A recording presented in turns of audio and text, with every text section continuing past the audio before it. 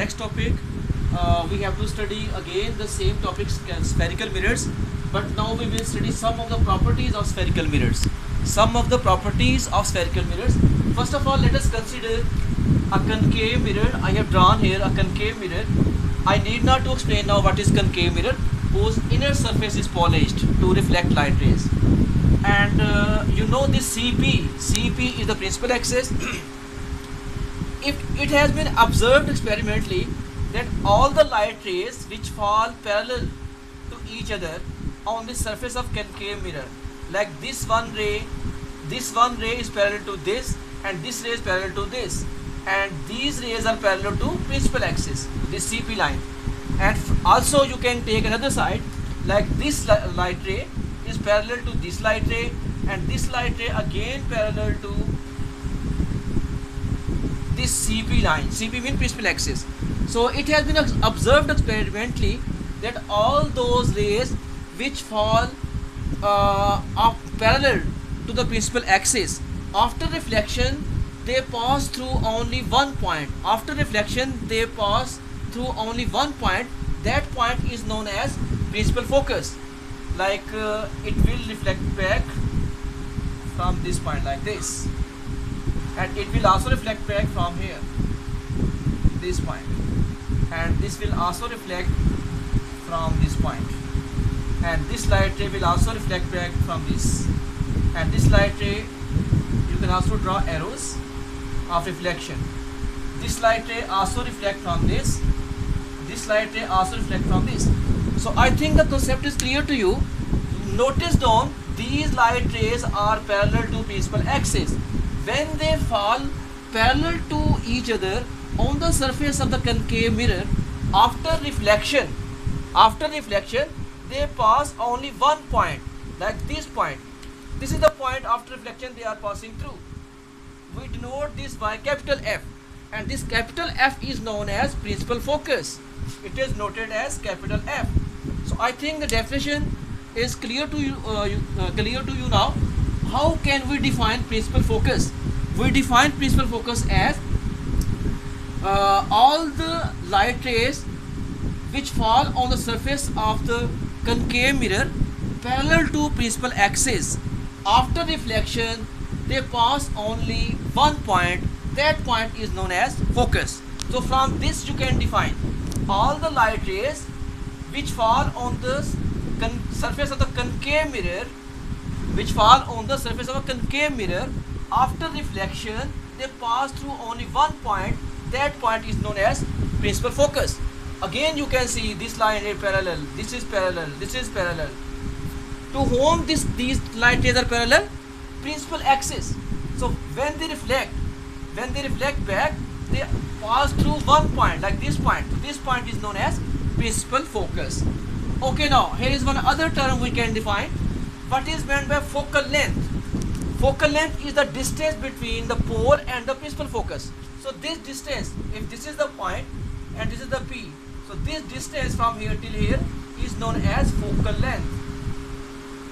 Focal length. It is also known as focal point. So this point is known as focal point, but this length is known as focal length. You can say FP is the focal length, and it is denoted by small f. Like from here till here, this distance is denoted by small f. Small f mean focal length, big F mean principal focus. I think this concept is clear to you now. If we observe in case of convex mirror, you know, in case of convex mirror, whose outer surface is polished to reflect light rays and inner surface is made opaque, like these lines have been shown to make its opaqueness, and outer surface is polished, it means it is a convex mirror. So if all the light rays fall parallel to each other on the surface of a concave mirror, it has been observed experimentally that after reflection they don't have any pattern. Their reflection is irregular. Like suppose this light ray is parallel to this light ray, and these are parallel to principal axis. But after reflection it will turn back here, it will turn back here, it can be turned to this side, it can be turned to this side, it can be turned to reflected back to that side. It means there is no regularity in these reflection. in case of convex mirror. So if we produce these reflected rays, like this one is reflected rays, if I produce with dotted line these reflected rays, this is produced, this also can be produced here, this also can be produced here. So if we reproduce these reflected rays, they seem to be meet at one point, so that point is known as principal focus in case of convex mirror. So you can also define this principal focus in case of convex mirror. Mean if you produce the reflected rays, these are the reflected rays, if you produce these reflected rays backward, they seem to be meet at one point, they seem to come from this point. So this point is known as principal focus, and it is noted by capital F. Now this distance between P and F, again this distance is known as focal length. So it is very easy to define focal length. The distance between the pole and the principal focus is called focal length, and it is noted by small f. It is noted by small f. So this is the focal length. And the second name of principal focus, as I told you here, focal point.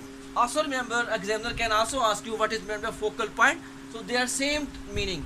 Focal point or principal focus, these are same term. Okay students, next term is how reflection of light occurs by these spherical mirrors.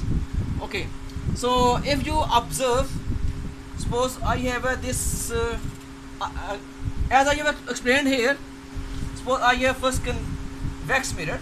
It is a convex mirror, and this is the P pole, and it will be its center of curvature. So it has been observed the light ray falling like this. After reflection, they obey the laws of reflection. Like this would be the normal, and this angle of incidence must be equal to this angle of reflection.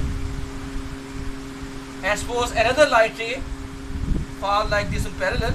So after reflection, suppose it moved toward this side. This is reflected ray, and if you draw the normal here, it has been observed that angle of incidence I equals to angle of reflection. So in this way you can draw many lines. You can experience that laws of reflection obeys in case of convex mirror as well. Is it clear? Like I have drawn two rays, one here and second here.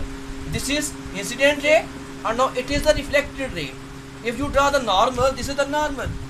As I have explained to you earlier, angle found between the normal and the incident ray I is equal to angle found between the reflected ray and the normal, that is R. So in every case these are equal. So it means laws of reflection are obeyed in case of convex mirror, and these laws of reflection also obeyed in case of here, in case of concave mirror. Suppose this light ray is here and reflects back here. If you draw here like this normal here, so then angle of incidence, this one must be equal to angle of R. I think you can understand easily now. If this light ray, suppose I take this light ray, this one, it is reflecting toward that side. So I have to draw here normal again. If I draw the normal, then angle of this incidence must be equal to this angle of reflection. So it means laws of reflection are obeyed in both the kinds of spherical mirrors, i.e. concave mirror and convex mirror. So you can easily understand now. Okay, there are two properties which you have to note down about the image. First property is, if some object is placed in front of a concave mirror, the image formed is always real. The image formed is always real, and it is inverted because it is forming in front of the concave mirror. Image is real and it will be taken as with positive focal length. But in case of convex mirror, the image formed is always virtual. Virtual means that image cannot be obtained on a screen.